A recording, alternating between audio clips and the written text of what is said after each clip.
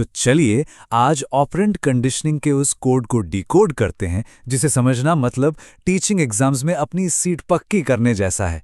ये एक ऐसी जबरदस्त थ्योरी है जो बताती है कि हम असल में सीखते कैसे हैं। चलिए शुरू करते हैं। कभी सोचा है कि हम असल में सीखते कैसे हैं? क्या ये बस रट्टा मारना है या हमारे दिमाग के अंदर कुछ ज्यादा ही कॉम्प्लेक्स चल रहा है? आज हम इसी पहेली को सुलझाने वाले हैं। देखिए, पहले की जो थ्योरीज थीं जैसे पावलोव की या थॉर्नडाइक की, वो बड़ी सीधी सादी थीं। उनका मानना था कि कोई बाहरी चीज होती है, मतलब एक स्टिमुलस, और हम बस उस पर रिएक्ट कर देते हैं, यानी एक रिस्पॉन्स देते हैं। सिंपल। इसे कहते थे टाइप एस थ्योरी। लेकिन असली पेच यहीं फंस गया। सोचिए, सुपरटेट का कोई नोटिफिकेशन नहीं, दूर दूर तक कोई खबर नहीं, फिर भी हम और आप दिन रात पढ़ाई कर रहे हैं। क्यों? यहां तो कोई बाहरी स्टिमुलस है ही नहीं, तो ये व्यवहार कहां से आया? और बस इसी उलझन को सुलझाने के लिए मैदान में उतरे बीएफ स्किनर। उन्होंने सीखने की पूरी कहानी ही पलट कर रख दी। तो फर्क क्या था? देखिए, टाइप एस थ्योरी कहती है कि हम पैसिव हैं, बस बाहरी चीजों पर रिएक्ट करते हैं। लेकिन स्किनर ने कहा नहीं, उनकी टाइप आर थ्योरी के हिसाब से हम एक्टिव हैं। हम पहले कुछ करते हैं, एक एक्शन लेते हैं, और उस एक्शन का जो नतीजा होता है वो तय करता है कि हम अगली बार वो काम करेंगे या नहीं। मतलब खेल S to R से R to S हो गया। और इसी कमाल के आइडिया को स्किनर ने नाम दिया ऑपरेंट कंडीशनिंग। मतलब एक ऐसा लर्निंग प्रोसेस जिसमें हमारा बिहेवियर उसके नतीजों से कंट्रोल होता है। और इसका सारा का सारा फोकस किस पर है? एक्टिव बिहेवियर पर। इसे समझने के लिए चलिए उनके सबसे फेमस एक्सपेरिमेंट स्किनर बॉक्स को देखते हैं। कल्पना कीजिए, एक बॉक्स में एक भूखा चूहा है। वो बस इधर उधर घूम रहा है, मतलब एक्टिव है। अचानक गलती से उसका पंजा एक लीवर पे पड़ जाता है और खटैक, उसे खाना मिल जाता है। अब ये जो खाना मिला ना, यही है वो नतीजा, वो परिणाम। और बस कुछ देर बाद चूहा ये सीख जाता है कि भैया लीवर दबाओ, खाना पाओ, और वो ये जानबूझकर करने लगता है।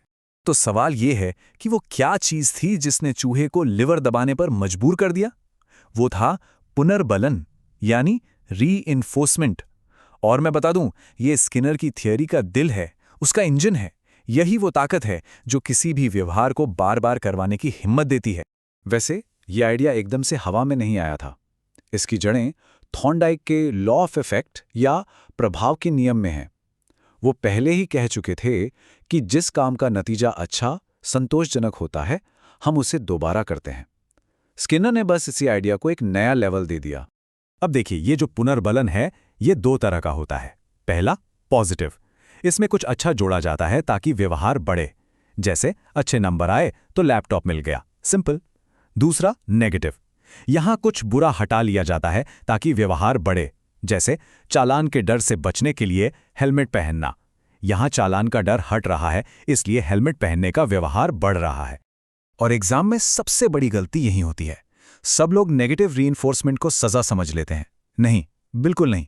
एक बात दिमाग में बिठा लीजिए, नेगेटिव का मतलब सजा नहीं, राहत है, दर्द से बचना है। दोनों ही, पॉजिटिव और नेगेटिव, व्यवहार को बढ़ाते ही हैं। ये गोल्डन एग्जाम ट्रिक है, इससे भूलना मत। तो अगर रीइंफोर्समेंट गाड़ी का एक्सेलरेटर है जो बिहेवियर को आगे बढ़ाता है, तो उसका उल्टा भी तो होगा। जी हां, और वो है गाड़ी का ब्रेक, यानी दंड, पनिशमेंट। इसका सिर्फ एक काम है, किसी व्यवहार को कम करना या पूरी तरह रोक देना। और ये दंड भी बिल्कुल रीइंफोर्समेंट की तरह दो टाइप का है। पॉजिटिव पनिशमेंट, जिसमें कुछ बुरा जोड़ा जाता है, जैसे गलत जवाब दिया तो दोस्तों ने मजाक उड़ा दिया, इससे वो व्यवहार कम हो जाएगा। और दूसरा है नेगेटिव पनिशमेंट, जिसमें कुछ अच्छा छीन लिया जाता है। जैसे बच्चे ने शरारत की तो उसका फेवरेट खिलौना ले लिया। दोनों का मकसद एक ही है, व्यवहार को घटाना। तो एग्जाम के लिए ये रहा आपका फाइनल रामबाण। रीइंफोर्समेंट का मतलब हमेशा व्यवहार को बढ़ाना, ऊपर, चाहे कुछ जोड़कर या हटाकर। और पनिशमेंट का मतलब हमेशा व्यवहार को घटाना, नीचे, चाहे कुछ जोड़कर या हटाकर। बस इतना याद रख लिया तो सवाल गलत नहीं होगा।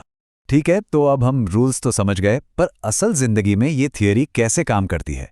हम बड़े बड़े स्किल्स कैसे सीखते हैं? चलिए देखते हैं कि सफलता की इमारत ईंट दर ईंट कैसे खड़ी होती है।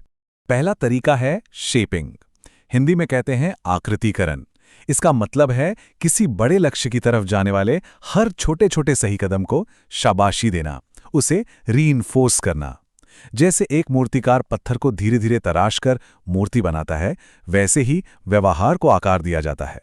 इसका सबसे प्यारा उदाहरण है एक बच्चे का चलना सीखना।